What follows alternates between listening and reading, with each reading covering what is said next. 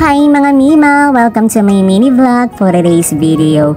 Ayan po ang aking gown. May nag-arkila po ng gown at nagsukat po siya para sa kanyang debut.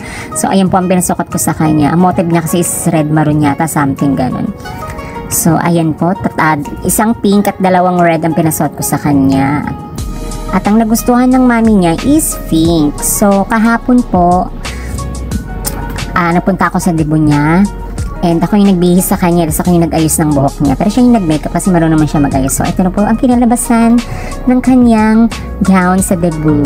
O, diba? Nag-pictorial siya. Ang ganda, diba? Ang ganda talaga ng gown na to. Ang laki at saka ang social. Ang ganda ng details niya sa harapan. Mabibs, makinang. Super photoshoot kami sa Eurotel. Ayan, o, diba? Ang bolka-bolka ng gown na yun. Para siyang prinsesa. Napakaganda. O, diba? And then po, anyan, nandito na kami sa venue. Nag-start na yung kanyang debut.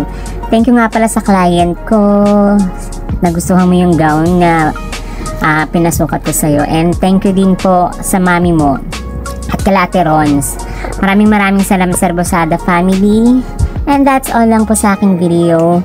Maraming salamat po sa pag-watch nyo. Hanggang sa susunod po ulit. Nood lang. Bye-bye.